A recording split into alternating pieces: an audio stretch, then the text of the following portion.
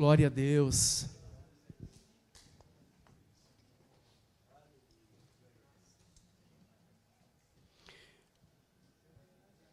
Glória a Deus. Esse aquecimento foi bom, né? Amém. Quem está quentinho aí no Espírito? Amém. Glória a Deus.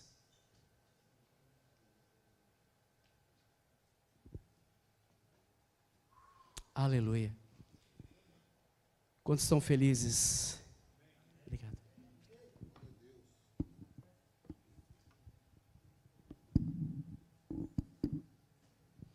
Glória a Deus. É muito bom estarmos reunidos como homens, né? É muito bom nós estarmos aqui neste lugar.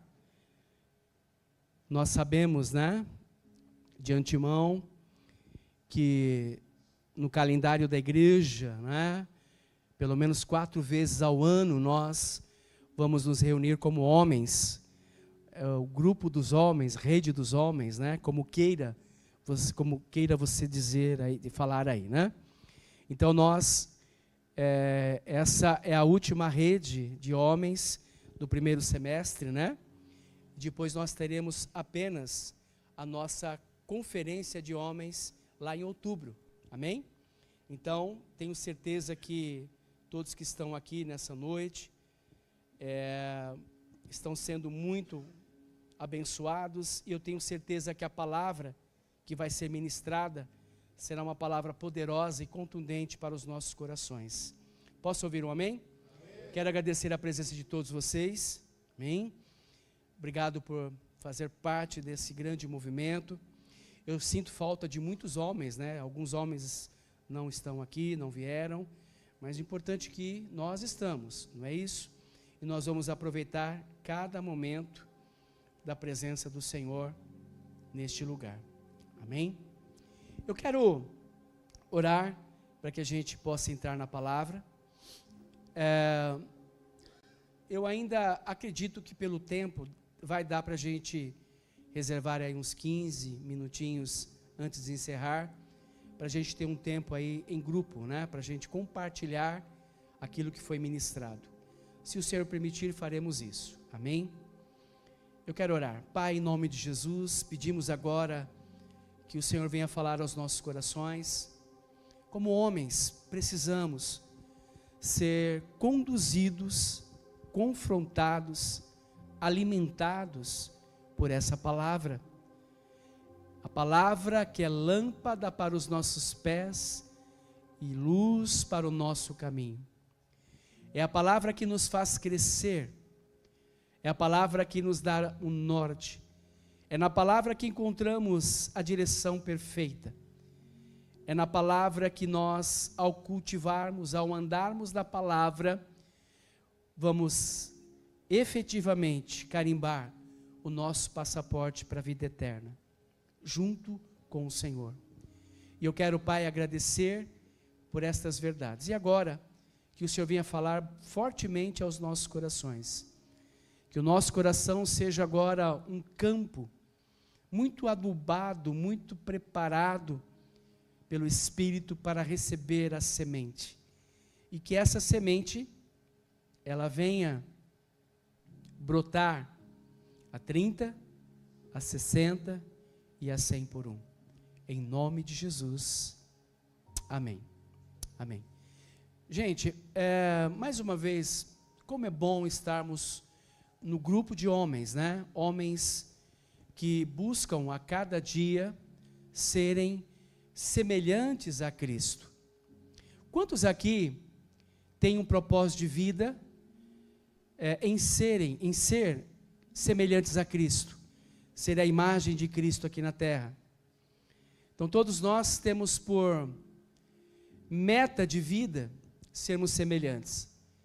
E eu confesso, falo por mim, às vezes nós estamos muito aquém desse propósito. Muitas vezes nós deixamos a desejar. Porque tantas coisas vêm, tantas situações, tantos momentos, né? E eu quero nessa noite trabalhar em 2 vertentes. Você pode colocar para mim a primeira imagem? Vamos lá? São 15 imagens. Eu quero trabalhar em duas vertentes nessa noite, pelo Espírito Santo. Uma das vertentes é estágios do pecado. E a outra vertente é a síndrome do homem. Pelo Espírito, o Senhor ministrou meu coração, então nós queremos falar um pouquinho. Pode apagar essa luz daqui, ó. Essa aqui pode apagar. Acho que para ficar um pouquinho melhor o telão. Acho que melhorou, né? Não sei.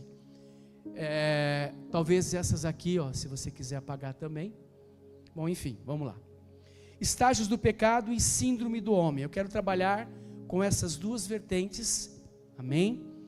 Porque eu entendo que estas duas vertentes para hoje vai nos ajudarem muito no propósito que o Senhor tem para as nossas vidas como homens de Deus. E eu estou diante de homens de Deus aqui nessa noite. Homens, apesar, das dificuldades, apesar, das várias e várias situações que vêm sobre nós, eu estou diante de homens, que tem procurado ser, cada homem tem procurado ser semelhante a Cristo e cumprindo um propósito aqui na terra, não é? Agora, muitas coisas podem acontecer no percurso. Podemos ser, muitas vezes cair nas tentações, cair aí no engodo do pecado, ou até mesmo algumas síndromes se estabelecerem no nosso coração. E eu quero começar colocando aí, partindo do primeiro estágio, primeira vertente, que é o estágio do pecado. Eu quero ler Tiago, capítulo 1, versículo 12 ao versículo 15.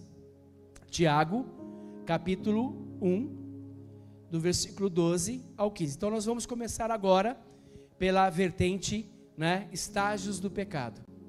Diz assim: bem-aventurado é aquele que suporta com perseverança a provação, porque depois de ter sido aprovado, fala comigo, eu preciso ser aprovado todos os momentos que eu for testado.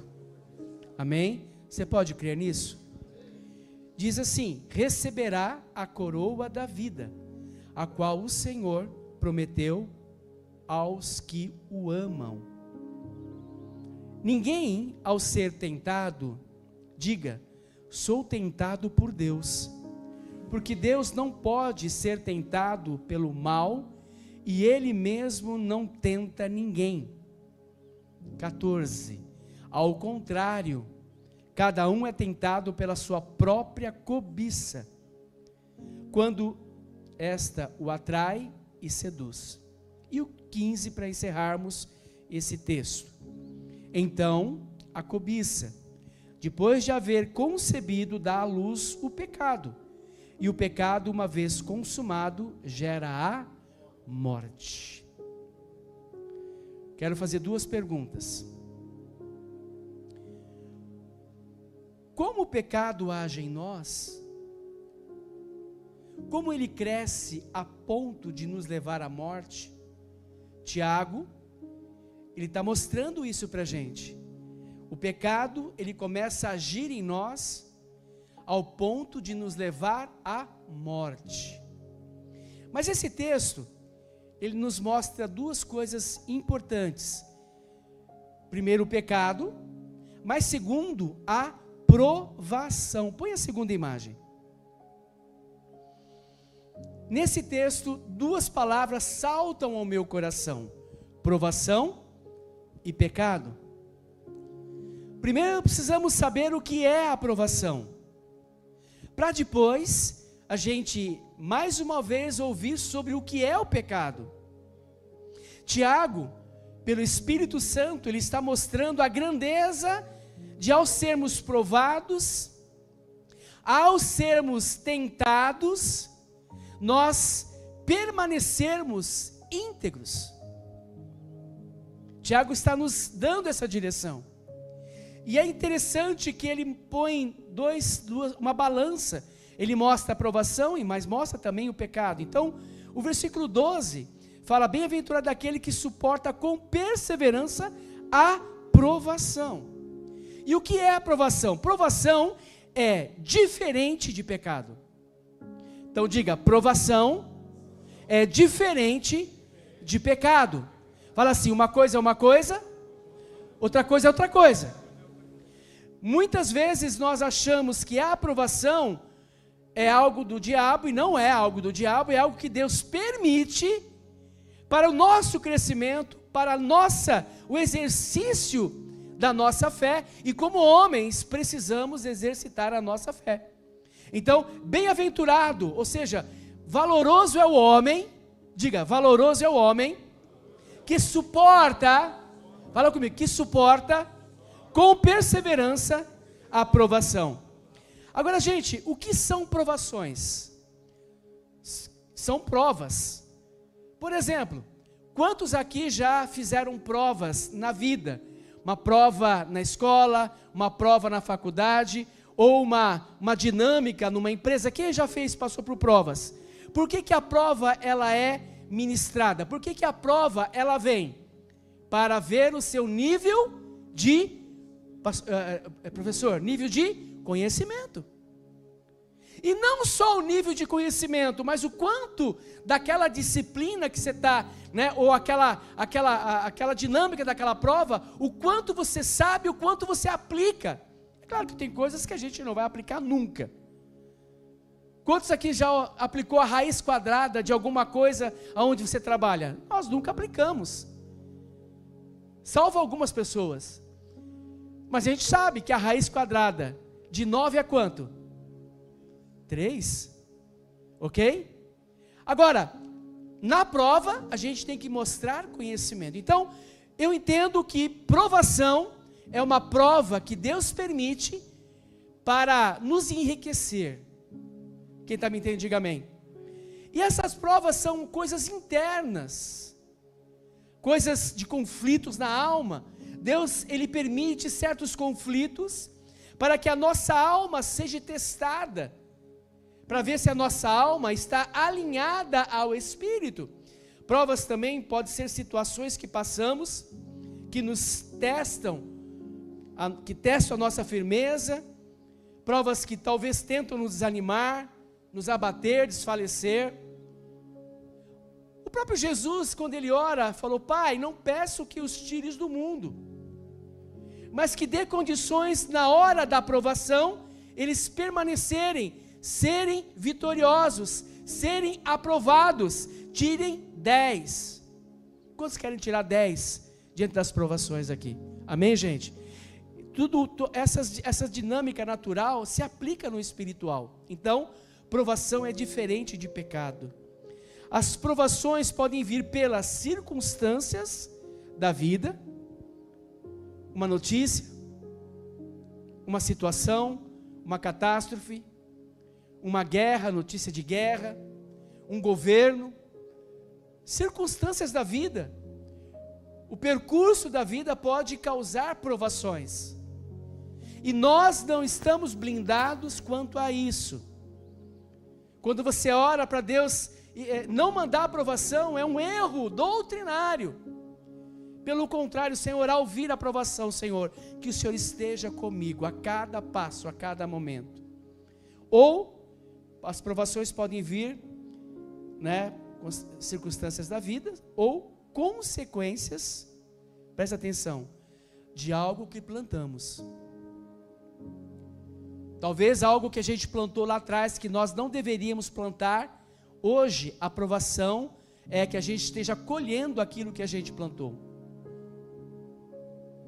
Uma palavra maldada, um desaforo, uma falta de amor, uma série de coisas que talvez a gente tenha plantado e hoje estamos colhendo.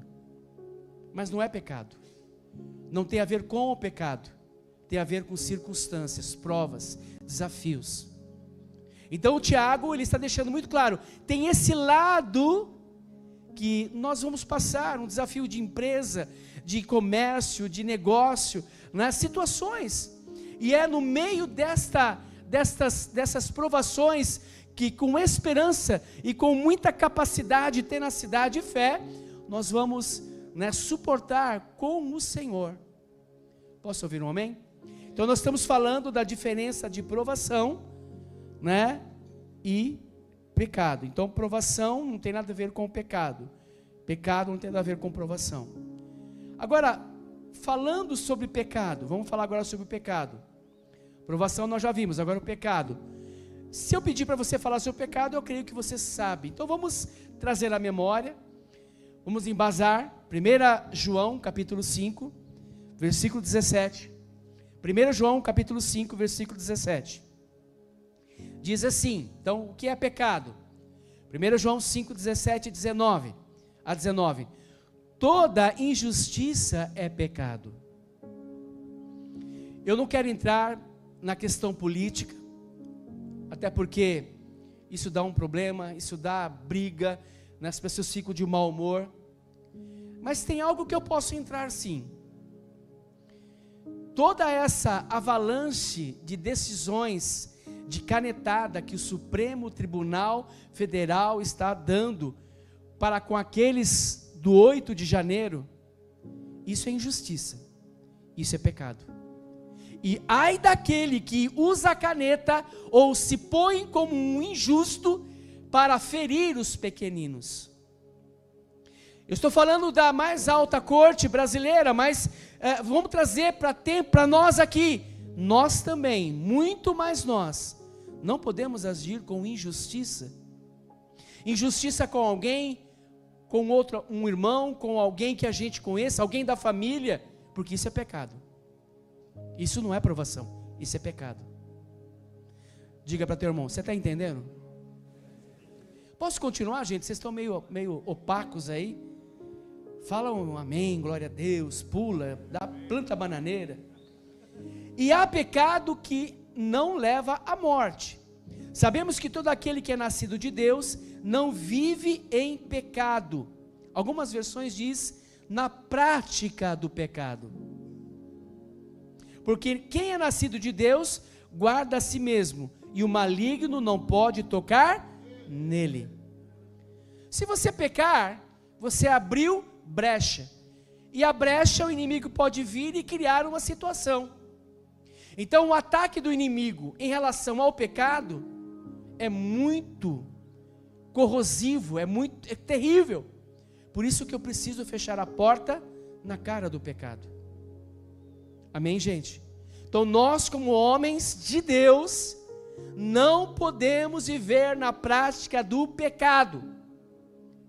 Quer seja aquilo que supostamente você está vendo no celular e não deveria ver, aquilo que você tem dito, aquilo que você tem feito, se tem quebrado um princípio é pecado, e nós abrimos abrimos a porta para o inimigo. Quem me entende, diga amém. Nós estamos nos fortalecendo como homens de Deus, tá? Versículo 19, mais uma vez, sabemos que somos de Deus e que o mundo inteiro jaz no maligno. Por isso que nós temos que orar pelo Brasil, orar pelo mundo, pelas pessoas, porque o mundo inteiro. Será que João ele exagerou aqui? O que vocês acham? Não exagerou. Aonde você olha, você vê uma atuação ferrenha do maligno. Pecado, gente. Algumas traduções, né, diz errar o alvo, desviar-se do caminho da retidão e honra, fazer ou andar no erro, desviar-se da lei de Deus, violar a lei de Deus, aquilo que é errado. Pecado é uma ofensa, uma violação para com Deus, é ter falta de conformidade com os princípios da palavra. Pecado ofende a santidade de Deus. Então, queridos, nós estamos então duas vertentes. Quero falar sobre, né, as etapas do pecado, o processo do pecado e a síndrome do homem. As etapas do pecado, nós vimos aqui dentro do texto de Tiago a palavra provação e a palavra pecado. Nós vimos, né, o que a aprovação ela é, o que ela não é. E vimos o que o pecado é, o que ele não é. Então, surge uma pergunta sobre o pecado. Por que muitos caem? Pergunta para esse homem que está ao teu lado, fala assim: por que muitos homens têm caído? Porque muitos cedem aos desejos. Porque muitos permitem serem destruídos. Porque muitos permitem que sua personalidade e caráter sejam corrompidos. Por quê? Eu não quero que você levante a mão não, mas nesses últimos 15 dias, você pecou e ofendeu a Deus? Se você fez isso, hoje é um dia de cura, de perdão. Porque nós, ao fazermos isso, nos incluímos dentro dessas perguntas que nós acabamos de fazer. Faça uma outra pergunta: por que será que muitas vezes eu caio? Porque eu faço algo errado. Eu vou te responder então essas perguntas com a terceira imagem. Põe a terceira imagem para mim. Porque o pecado é um processo. E todas as vezes que nós deixarmos que o processo do pecado cresça dentro de nós, nós vamos ter problemas seríssimos. Então, por que muitos caem? Por que muitos cedem aos desejos? E outras perguntas: porque o pecado é um processo. E esse processo tem uma sequência, uma dinâmica, uma lógica. Vamos ver qual é essa lógica? Tiago já disse isso para nós. Tiago 1:13. Tiago 1:13. Melhor, 14. Tiago 1:14. Ao contrário, cada um é tentado pela sua própria cobiça, quando esta o atrai e seduz. O primeiro processo ou etapa do pecado é, põe para mim a quarta imagem. Então, o primeiro processo ou etapa do pecado é atração. Tiago 1:14. Somos tentados quando somos atraídos. O inimigo sempre usará algo para nos atrair. Quem já ouviu aquele slogan? A propaganda é a alma do negócio. Quem já ouviu? Só que existe esse mesmo slogan para nós, homens de Deus. A propaganda é a alma do pecado. O diabo usa uma atração diante de nós, e aquela atração, né, eu tenho aí como decisão em ceder ou não ceder. José, lá no Egito, lá na casa de Potifar, ele decidiu não declinar, aliás, ele decidiu não aceitar as provocações, a atração daquela mulher. Ela falou, ela disse, insinuou, eu imagino que ela até se mostrou para ele. Então, José decidiu não cair com a atração daquela mulher. Então, o primeiro estágio, primeira etapa do pecado é a atração. E é interessante, gente, que essa questão de ser atraído, né? Muitas situações na minha vida foram bastante difíceis. Como homem, O homem, ao olhar, ele já fica, alvoroçado.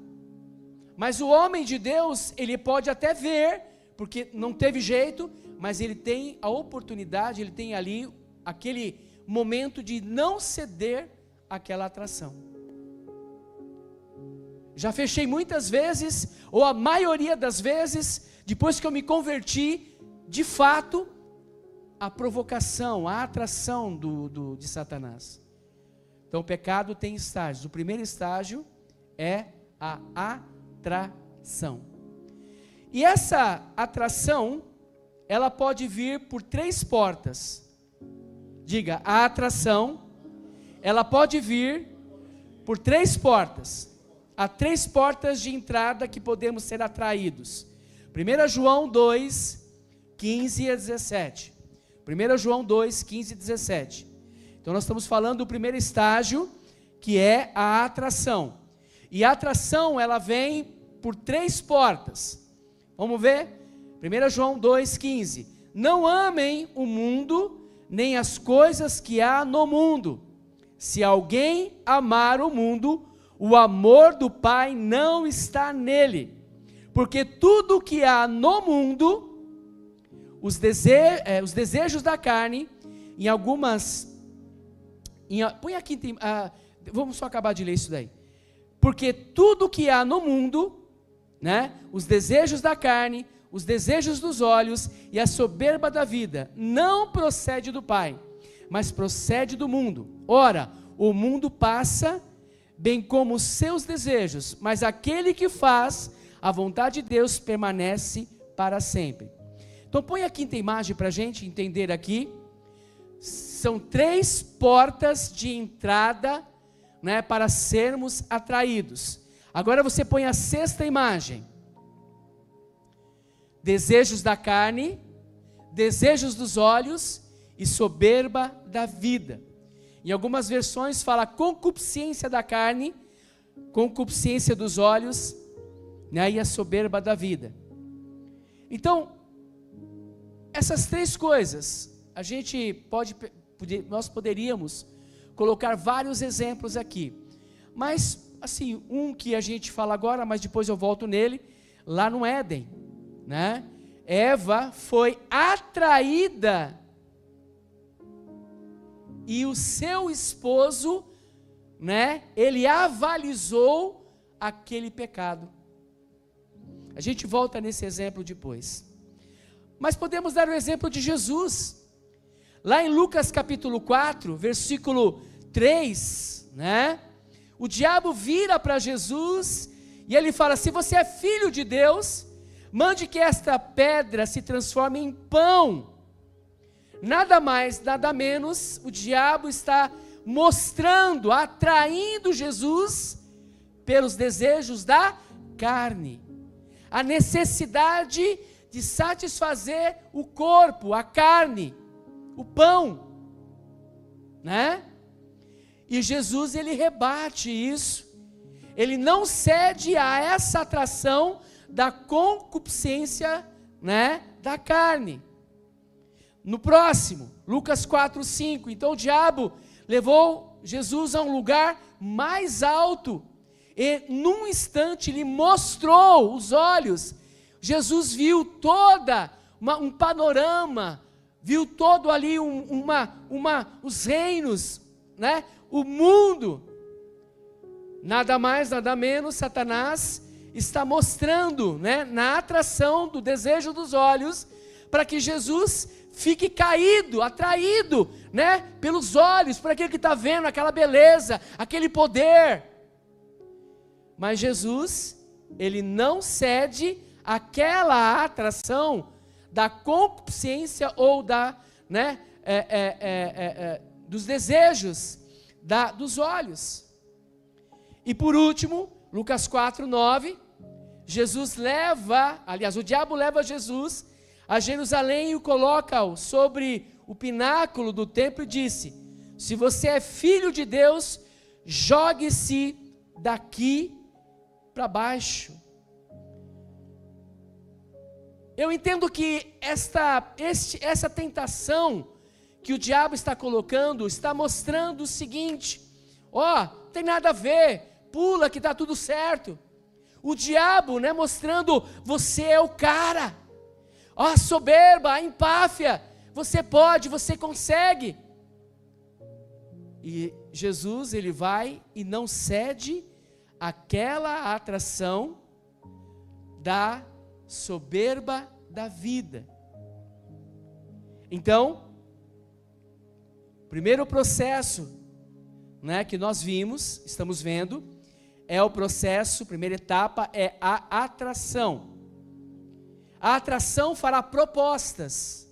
A atração irá te fazer sugestões atraentes. Mostrará coisas gostosas. Eu já falei na última reunião de homens, queridos, o diabo não vai colocar uma tribo full diante de você.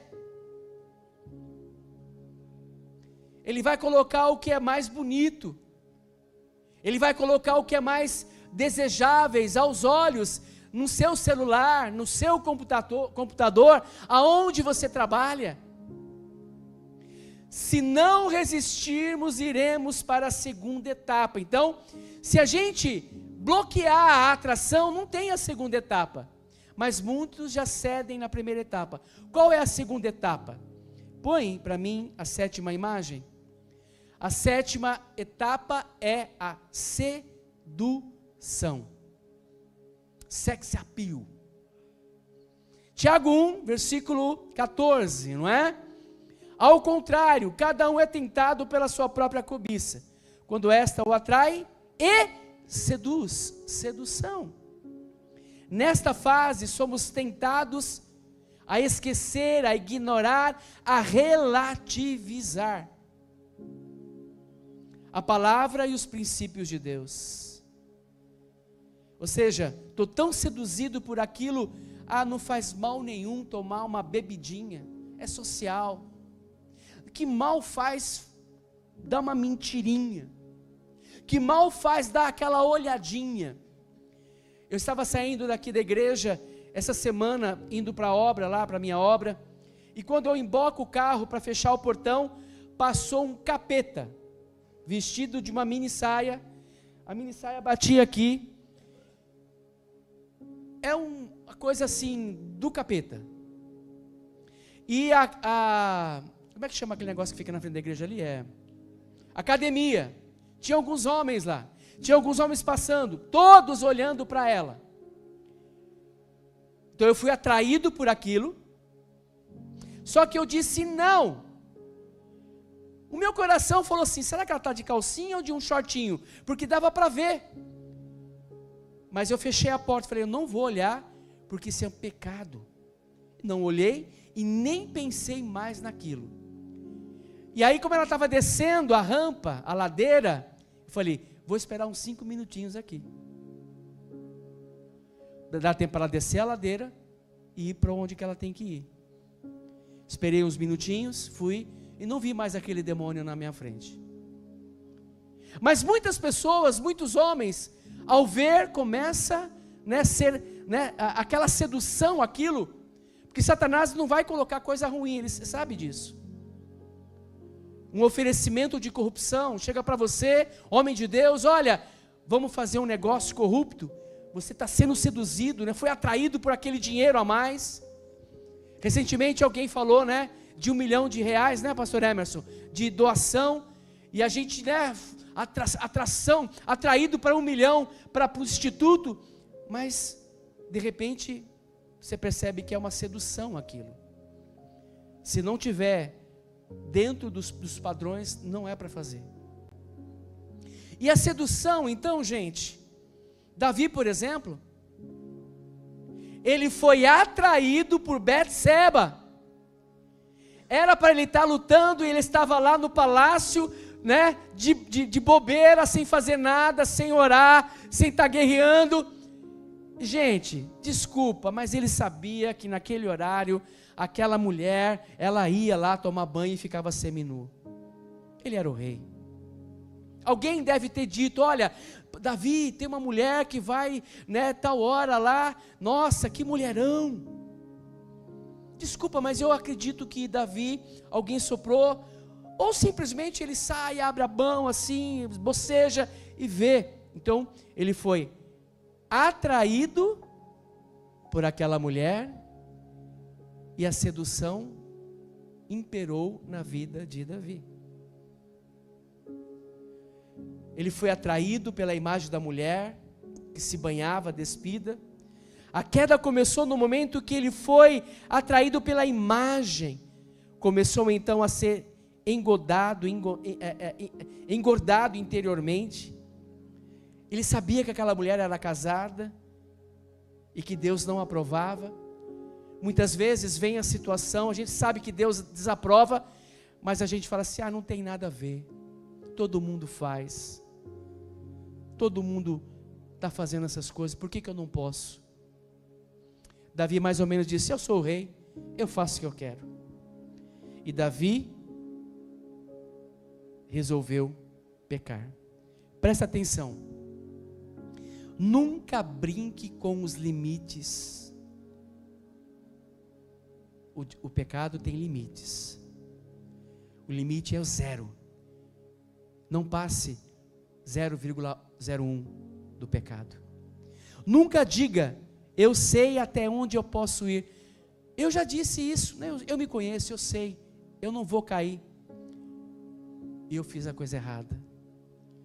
Eu falava muito de alguns contadores que faziam mutreta, se associavam a fiscais do Estado, da Receita, e eles pegavam, né? O fiscal queria dinheiro, aí ia na empresa. Hoje eu não sei mais como é que é, porque estou fora desse mundo corporativo. E aí o contador, ele falava, o fiscal quer 100 mil reais. Só que na verdade o fiscal pediu 50 mil reais. E a empresa dava os 100 mil. 50 para o fiscal e 50 para ele. Quantas vezes eu ouvi falar sobre isso? Um dia aconteceu comigo. Por pouco, mas muito pouco. Eu já estava sendo seduzido por aquilo. De repente o Espírito Santo falou, você é um homem a qual eu gerei para um propósito. Se você continuar com isso, haverá uma queda terrível na sua vida. E eu disse então, não. Quem me entende, diga amém. Posso continuar, gente? Nunca tente encaixar a palavra nos seus conceitos. Precisamos entender. Gente, isso é o beabá. Pecado é, engano é, erro é erro. E ponto final. A terceira etapa, põe para mim a 8ª imagem. A terceira etapa ou processo é o casamento. Entre a atração e a sedução. E todo casamento por si só, e a gente olha a Bíblia, né? Gera-se filhos. Tiago 1, versículo 15. Então a cobiça, depois de haver concebido, dá à luz o pecado. E o pecado, uma vez consumado, gera a morte. Casou a atração com a sedução. E desse casamento surgiu o pecado. O pecado é gerado dentro do nosso coração. E uma vez gerado, nasce. Então eu tenho nessa noite, assim, bênção, no momento em que eu for atraído, eu já fecho a porta. Mas se eu não fechar a porta, eu vou ser seduzido, e esse próximo processo vai ter o casamento da atração com a sedução, e o pecado vai ser gerado. Enquanto você é tentado, você não pecou ainda. Mas se você não confessar a tentação, é porque você quer cair e gerar o pecado. Agora, gente, a quarta e última etapa do processo, o próprio Tiago coloca, põe a nona imagem. A quarta e última processo é o quê? É o quê, gente? A morte. Tiago 1,15, no finalzinho, uma vez consumado, gera a morte. É o salário do pecado, é a morte, o resultado da queda. Todas as vezes que cedermos a essas etapas, nós vamos morrer de pouquinho em pouquinho por dentro. Já não vamos mais olhar a Deus como deveríamos, não vamos mais ler a palavra, porque a gente vai ser confrontado com a palavra, então vamos morrendo pouco a pouco. Vamos morrendo pouco a pouco por dentro, morrendo pouco a pouco por fora. Morreremos pouco a pouco, gente. Me lembro uma época da minha vida mais negra. Eu frequentava uma igreja, né? Tinha lá uma certa responsabilidade, mas eu queria crescer como profissional numa empresa, e eu cheguei ao mais fundo do poço. Um dia eu me vi completamente morto, espiritualmente, fisicamente, perdi quase tudo. Fomos morar na casa da minha sogra. Pastor William lembra desse momento tão ruim. Eu arrastei a minha família para os momentos mais negros da minha vida. Foi ali que eu tive uma experiência marcante. Foi ali que de fato eu declarei Jesus como Senhor e Salvador da minha vida. Foi ali que eu descobri qual era o meu chamado. Foi ali que eu disse: Senhor, eu não quero mais pecar. Porque eu estava já definhando.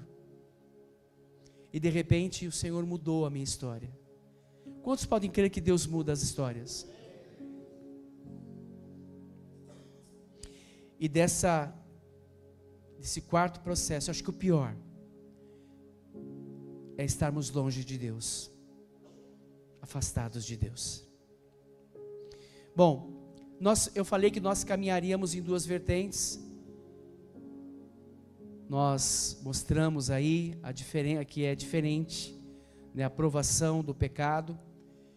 Acabamos de ver 4 estágios do pecado. Agora precisamos ver a outra vertente, que é a síndrome de todo homem, que podemos chamar, põe a 11ª imagem, a síndrome de Adão. Eu me lembro que na última palavra eu falei sobre a síndrome de Adão, dei uma pincelada, e hoje eu quero falar um pouquinho para a gente depois ter um tempinho juntos em grupo, tá bom? Então, a segunda vertente, síndrome de Adão, desde o Éden. Eu citei sobre Eva, né? Que ela foi ali, os olhos viram, ela foi atraída, ela quis, seduzida, ela quis, e ela convenceu o marido, e o marido deu o aval. Olha a responsabilidade que o homem tem. Nós precisamos ficar atentos a toda e qualquer investida que o inimigo faz na nossa casa, no nosso lar. Penso que seja, essa síndrome, eu penso que seja uma das anomalias mais destrutivas na vida do homem. Adão foi formado à imagem e semelhança de Deus. Adão tinha uma capacidade tremenda de locomoção, de entendimento, discernimento, porque ele respirava o coração de Deus. Ele colocou o nome nos bichos, e até hoje os bichos têm um nome que ele colocou. De repente Deus olha e falou: nossa, Adão, você está tão sozinho, né? Você está tão de boa, vou arrumar uma confusão para você. Colocou ele num profundo sono, e da costela dele ele faz o quê? A mulher. Quem é casado aqui? Levanta a mão. Tá, então, fala assim, levanta a mão assim, fala assim, bicho bom é minha esposa. Bicho não forma assim, carinhoso, né? Os solteiros, né, menino, ei, você, o solteiro ano que vem você casou, aí é por sua conta e risco. Vou criar confusão para Adão, né? O Cláudio Duarte fala sobre isso. E aí a mulher está lá, companheira, adjutora, né? Ajudadora. Olha quantos adjetivos que fala, não sei, dela, para ajudar o marido, né, enquanto o marido estava lá correndo de um canto a outro, vendo, né, se estava tudo certo ali, nos meandros, né, dentro das 4 linhas do Jardim do Éden, ela estava lá. Só que de repente, surge quem? A serpente. Por isso, gente, que o homem, cabe ao homem, o sacerdote, eu vou falar sobre isso, estar atento, porque pode ser que a nossa esposa está sendo enrolada pela serpente. E a serpente chega para ela e começa, né, a atraí-la com aquela árvore, palavras, e ela é seduzida. E a primeira coisa que eu posso ver nesse contexto, que vocês conhecem a história, eu vejo nessa abordagem o quanto essa síndrome de Adão é problemática, porque mostra a fraqueza, a fragilidade do homem e a falta de governo. Homem tem que ser forte, não fisicamente sim também, mas forte, espiritualmente, uma visão. Adão foi fraco, Adão perdeu o governo da sua casa. Eu tenho certeza que Adão viu a serpente conversando com a sua esposa.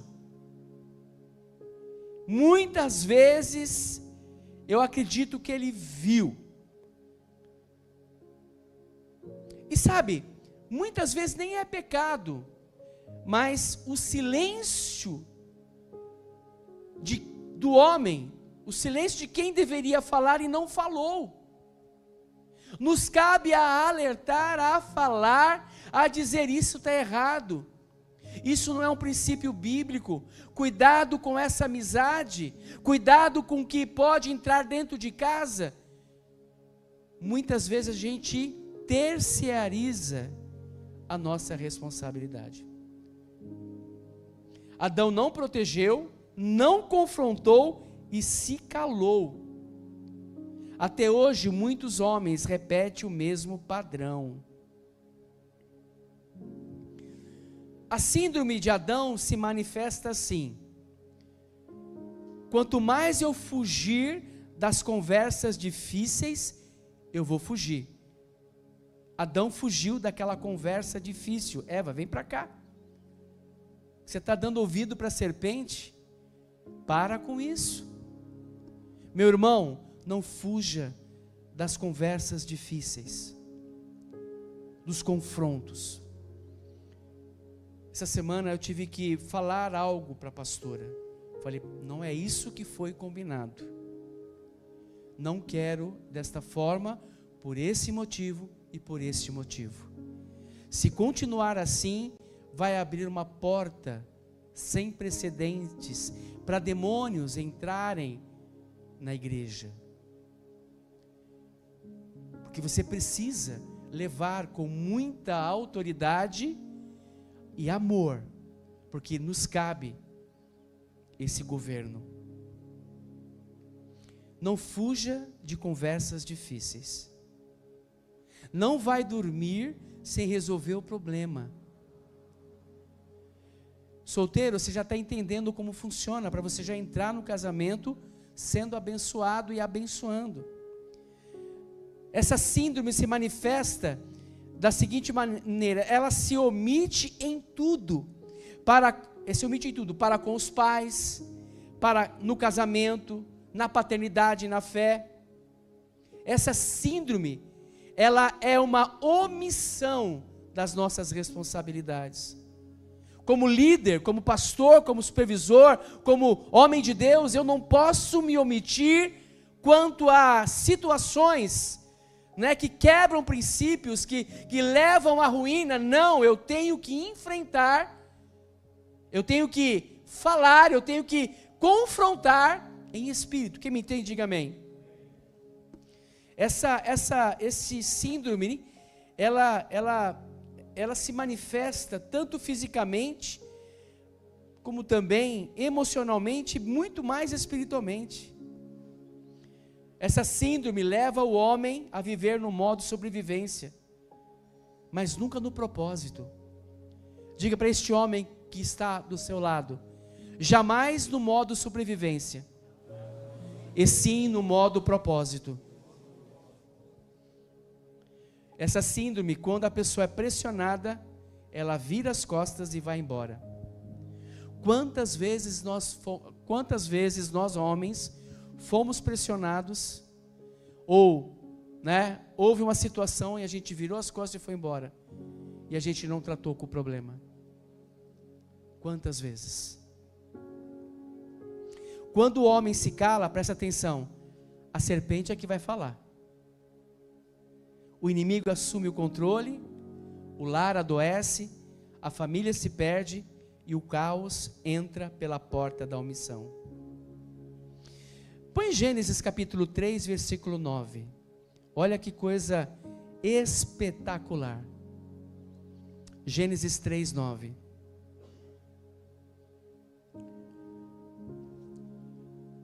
Vamos ler juntos no 3? 1, 2, 3.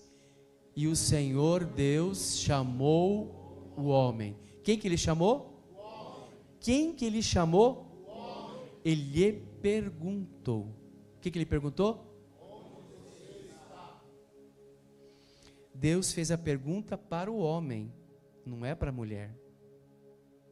É óbvio que a mulher, ela tem uma função, ela tem algo tremendo, a Bíblia fala que a mulher é sábia, ela edifica o lar. Quantas vezes eu, nervoso dentro de casa, gritando, batendo nos filhos, a pastora Vera, com muita sabedoria, foi e conseguiu, né, trazer calmaria para dentro de casa. Muitas vezes, outras, ela não foi bem sucedida, porque havia um animal dentro de mim. E eu precisei ser tratado, quebrado, ministrado pelo Senhor, para mudar o meu temperamento, para mudar a forma que eu agia. Foi para quem que Deus fez a pergunta? Para Araú?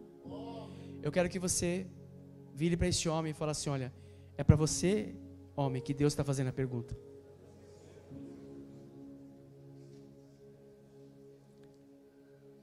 Deus criou o homem para ser, põe a 11ª imagem. Deus criou o homem para ser, lê para mim, o que Deus criou para o homem ser?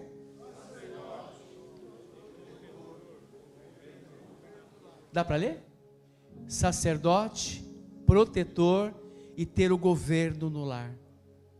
O governo, não com um jugo, né? Não com aquela truculência, mas com amor, com firmeza. Quando o homem abandona esses papéis, a estrutura desmorona. Põe para mim a 12ª imagem. Myles Munroe, um pastor, preletor, homem que vários livros. Ele é de Bahamas. Ele diz: quando o homem não sabe quem é, tudo se perde. A família, a sociedade e as gerações. Eu pergunto: você sabe quem você é? Leia comigo essa frase desse pastor no 3. 1, 2, 3.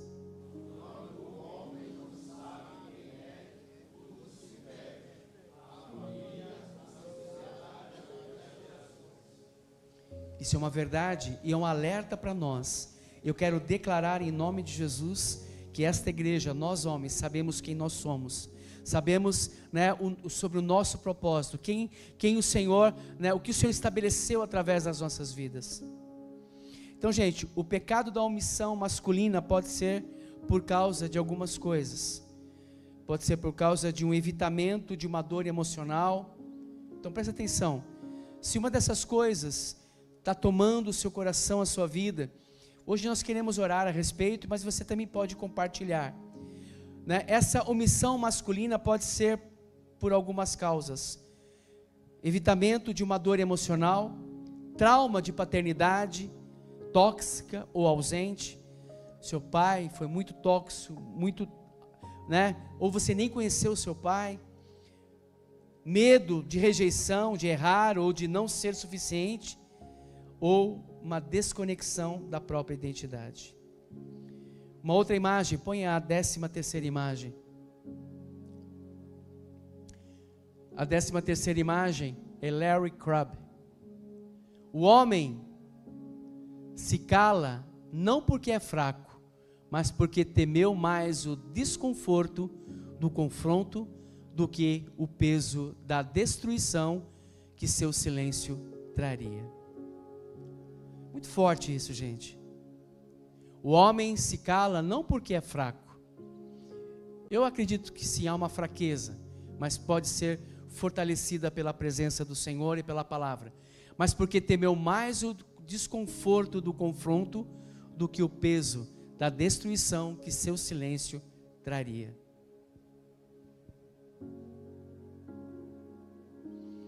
Põe a 14ª imagem. Deus ainda pergunta: homem, onde você está?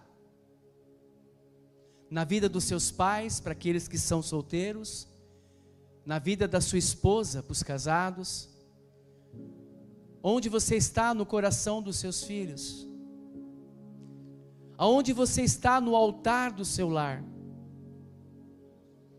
aonde você está no seu propósito. Homem, se posicione. O silêncio adoece, a omissão destrói. E aí eu quero encerrar. Pode deixar essa imagem.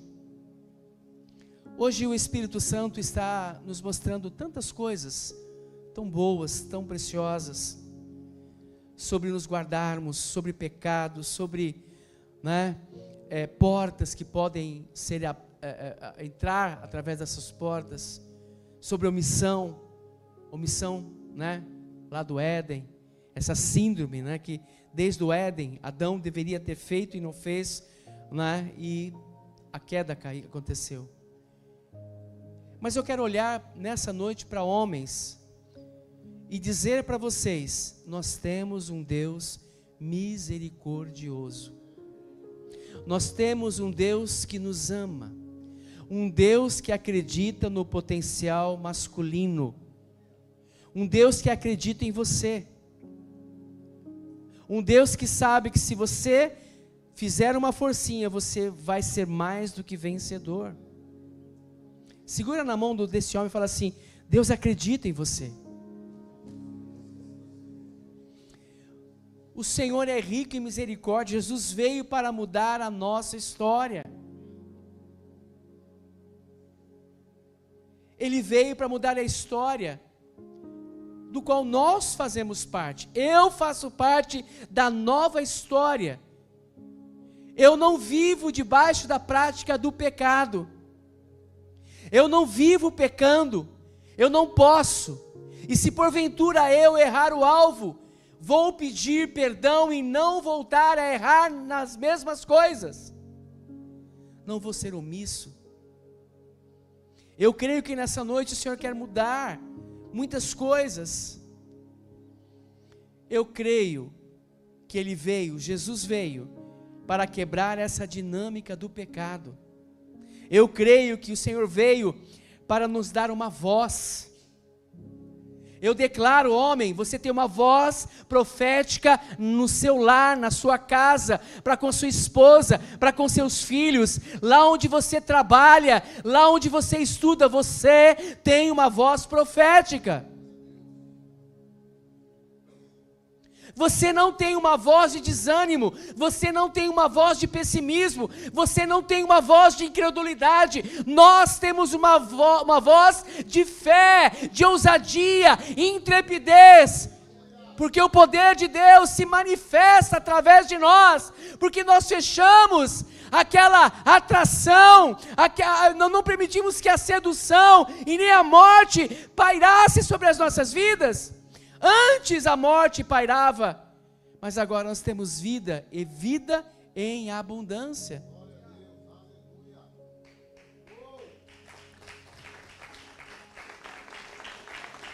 Ele veio para nos colocar no centro do nosso chamado.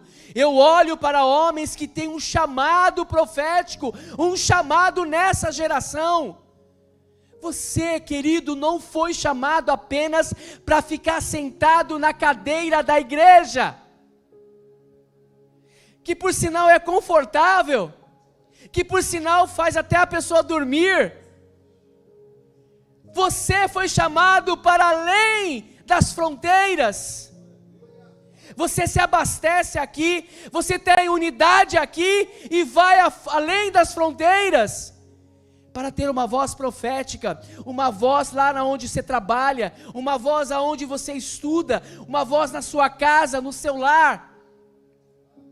É o centro da vontade. Jesus veio para nos fazer vitorioso. Queridos, quando eu escrevi isso, veio algo. Deus quer fazer através de nós um novo verso, uma nova poesia. Olha que lindo. Diga para esse homem, você é uma nova poesia. Ele veio para derramar o avivamento sobre nós. Amém? E eu encerro com Jeremias capítulo 18. Põe a última imagem. O tema da palavra de hoje é um vaso na mão do oleiro. Jeremias capítulo 18, do 1 ao 6, deixa aí, até tem uma fotinha minha lá, fui eu que coloquei? Fui eu que coloquei, que estranho. Eu quero, nessa noite, ser um vaso, um novo vaso, na mão de quem? Do oleiro. Júnior, como é bom ver você ser esse novo vaso na mão do oleiro. Quanto tempo você perdeu na sua vida? Fala para as pessoas que estão do seu lado, quanto tempo você perdeu na vida? Quantos aqui eram alcoólatras?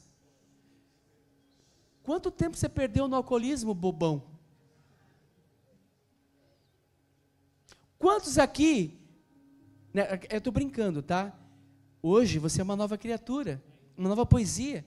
Quantos aqui, no passado, eram prostitutos, adúlteros, maledicentes, né? Via o bujão de gás com a sainha, já ficava excitado. Quantos aqui no passado? Eu era assim, gente. Perdemos tanto tempo dessas coisas. Sim ou não, gente? Hoje nós somos uma nova poesia. Hoje nós somos o vaso na mão do oleiro. Jeremias 18, de 1 a 6. Palavra que foi dita a Jeremias da parte do Senhor. Palavra nessa noite que foi dita pelo pastor Celso, vindo do Senhor, do trono do Senhor para estes homens. Levante-se e desça até a casa do oleiro, e lá você ouvirá as minhas palavras. Você se levantou, veio para cá, ouviu as palavras, amém? Desci a casa do oleiro, e eis que ele estava trabalhando sobre a roda.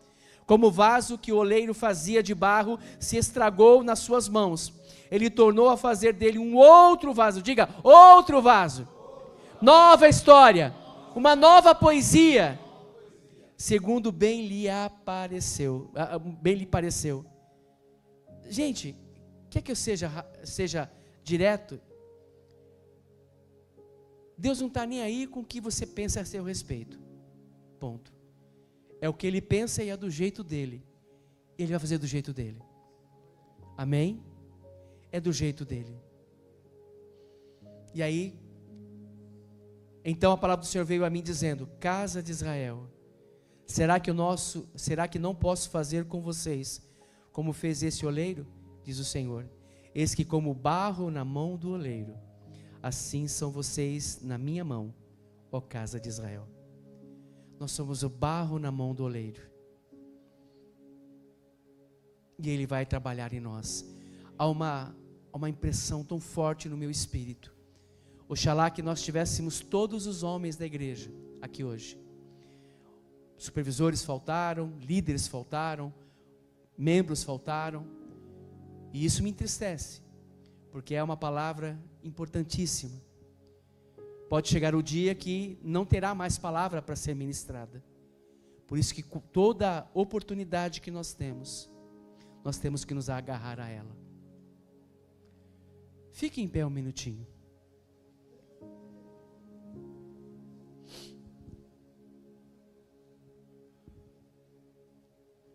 Eu quero fazer uma oração, e aí eu quero dividir em grupos. Nós vamos terminar às 9h30, então você tem que aguentar sem dormir até às 9h30, tá bom? Nós vamos separar em 1, 2, 3, 4, 5, 6 grupos, tá bom? 6 grupos. E eu quero que você compartilhe, abre o seu coração. O pastor que vai estar nesse grupo, toma cuidado com o que você vai compartilhar, mas é importante você falar do que você ouviu, do que Deus ministrou no seu coração, e sobretudo, de que você é um vaso na mão do oleiro. Eu quero orar, e aí a gente separa os grupos. Pai, em nome de Jesus, eu quero te agradecer por esta grande oportunidade que o Senhor nos deu, de estarmos juntos como homens valentes, homens corajosos, homens cheios da presença do Senhor. Obrigado pela essa direção profética, obrigado pela palavra que foi ministrada. Pai, obrigado por Tiago. Tiago foi brilhante no Espírito em nos ensinar o capítulo 1, ao nos dar o trilho, mostrar as diferenças, o que pode acontecer quando somos atraídos, seduzidos, e quando permitimos o casamento entre essas duas coisas, o que acontece quando gera-se o pecado, e o pecado traz a morte. Pai, é tremendo entender isso, e nos ajuda a não vivermos isso mais, porque vai além de um conhecimento da Bíblia, mas uma aplicação muito contundente nas nossas vidas. Eu louvo a Ti, Pai, por cada palavra, cada momento, cada versículo, sobre a síndrome do Éden, a omissão. Pai, eu quero Te agradecer por esta noite. E agora, Pai, traga sabedoria, abra o coração dos homens nessa noite, para que possamos ouvir, compartilhar. Eu acredito, Senhor, que tem muito efeito, é muito produtivo quando a gente divide em grupos, e cada um pode abrir o coração, Pai. Senhor, que cada homem fale, que não haja omissão dos homens, mas sim o falar.